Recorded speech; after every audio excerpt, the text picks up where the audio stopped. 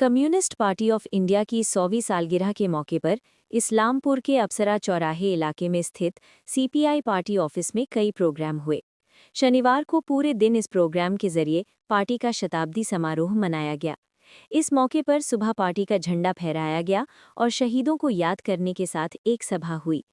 कार्यक्रम में सीपीआई के उत्तर दिनाजपुर जिले के सहायक सचिव पवन यादव और स्थानीय नेतृत्व के साथ पार्टी के कार्यकर्ता और समर्थक मौजूद थे। नेतृत्व ने अपने भाषणों के द्वारा देश के आज़ादी के आंदोलन से लेकर मजदूरों, किसानों और आम लोगों के अधिकारों की रक्षा में सीपीआई की ऐतिहासिक भूमिका पर रोशनी डाली। इसके साथ ही मौजूदा सामाजिक और आर्थिक हालात पर भी चर्चा हुई।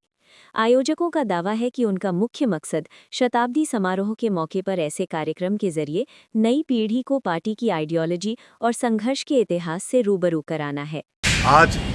26 दिसंबर 1925 में भारतीय कम्युनिस्ट पार्टी का हिंदुस्तान के कानपुर में, भारतवर्ष के कानपुर में आज का दिन जन्म हुआ था। CPI communist party of India का जन्म आज का दिन हुआ था। आज पूरा इस पार्टी का 100 साल पूरा होने जा रहा है।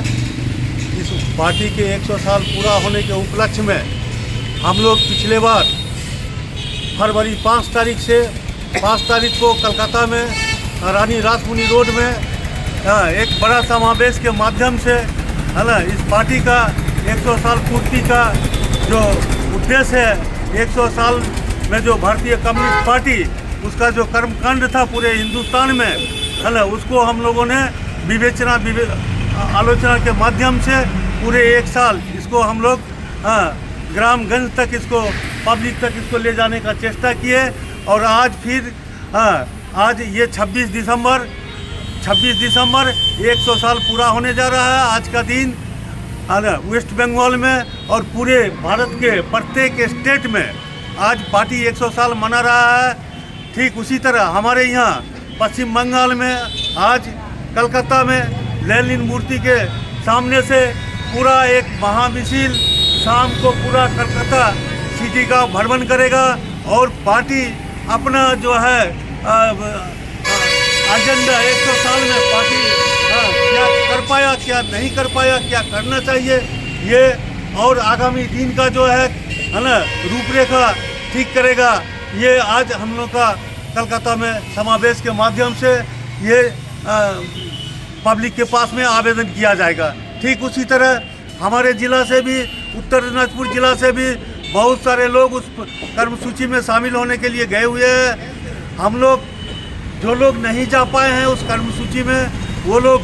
पूरे हिंदुस्तान में आज का दिन प्रत्येक कम्युनिस्ट पार्टी के दफ्तर में फ्लैग होस्टिंग के माध्यम से हम लोग पूरे देश को, पूरे पब्लिक को संचार देना चाह रहे हैं, बताना चाह रहे हैं कि आज का दिन भारतीय कम्युनिस्ट पार्टी का जन्म हुआ था और ये 100 साल बाद भी आज भी कम्युनिस्ट पार्टी ठीक उसी तरह से, जिस तरह से शुरुआत में देश आज़ादी के पहले से देश के हित में, पब्लिक के हित में, गरीब गुरबा के हित में, श्रमिक के हित में, किसान के हित में, कर्मचारी के हित में, बेकार बेरोजगार के हित में, नारी के हित में जिस तरह से लड़ाई आंदोलन प्रतिष्ठित किया, आज ठीक उसी तरह से फिर से ये कायम रहेगा। और आने वाला दिन जो हमारा देश का जो स्थिति है, हमारे देश में एक तरफ सेंट्रल में कॉरपोरेट की सरकार, बीजेपी की ये सरकार, जो एक तरफ ये सारा जो हमारा देश का जो संविधान जो 26 जनवरी 1950 का हमारा जो भारतवर्ष का जो नया संविधान डॉक्टर भीमराव अंबेडकर के द्वारा जो रचित किया गया था, उस संविधान को हनन कर करके मेजॉरिटी होने के कारण एक समय पार्टी एक तो बिल ला करके ये श्रमिक विरोधी आइन, किसान विरोधी आइन है ना, छात्रों विरोधी आइन है ना, बेकार विरोधी आइन, कर्मचारी के विरुद्ध में आइन, मनरेगा के विरुद्ध में आइन जो ला रहा है, इसके खिलाफ ठीक जिस तरह सेंट्रल गवर्नमेंट के जो लड़ाई है इस गरीब लोगों के सपोर्ट में,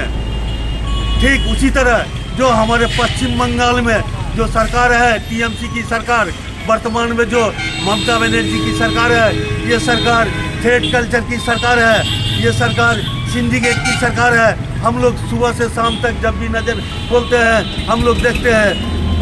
बोरू बालू पाथर कोयला है ना, चाकरी है ना, सस्तो सब चीज़ चोरी हो रहा है। और देश में जो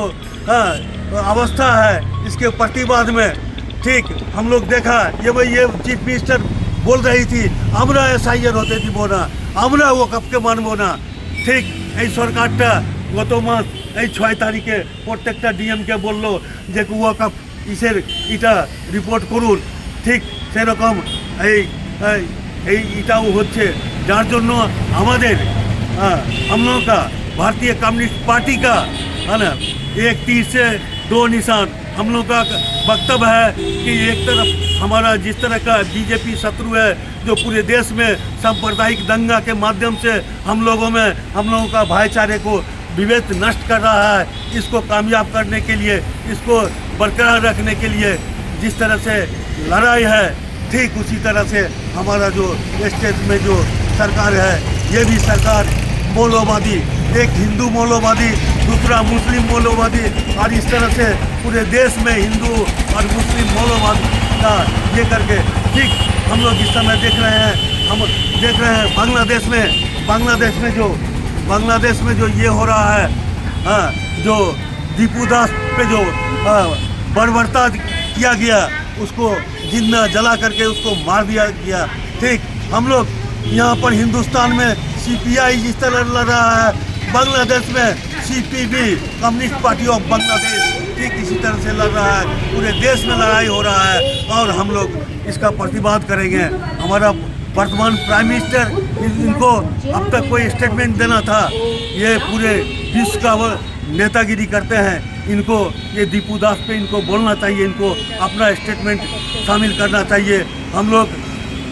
आज के दिन अपील करेंगे समस्त भारतवासियों से एवं पश्चिम बंगाल के नागरिकों से। हमारे यहाँ भी सामने पश्चिम बंगाल में जो विधानसभा निर्वाचन आ रहा है, इस निर्वाचन में ये दोनों सरकार एक तरफ बीजेपी और दूसरी तरफ टीएमसी के खिलाफ है ना प्रतिवाद करके जो हमारा ये कम्युनिस्ट पार्टी लाल झंडा की सरकार वामफ्रंट सरकार जो पिछले 34 साल में जो गरीब लोगों को जो अधिकार दिया, जो मुसलमानों को ओबीसी एक कैटेगरी में रखा, ये वर्तमान में ये सरकार ये ममता बनर्जी की सरकार उसको उससे भी वंचित किया, उसको बी कैटेगरी में लेके आया। इसके खिलाफ जो हम लोगों ने श्रमिक विरोधी एक समय हम लोग 8 घंटा का लड़ाई के लिए हम लोगों ने है ना पूरे दुनिया में जो ये किया, उस लड़ाई के विरुद्ध में जो ये सरकार बीजेपी की सरकार जो आइन लेकर आया है श्रमिक विरोधी, हम लोग उसके खिलाफ भी 9 जुलाई को पूरे भारत में भारत बंद का आह्वान किया था और ये लड़ाई और भी जारी रहेगा। पिछले दिन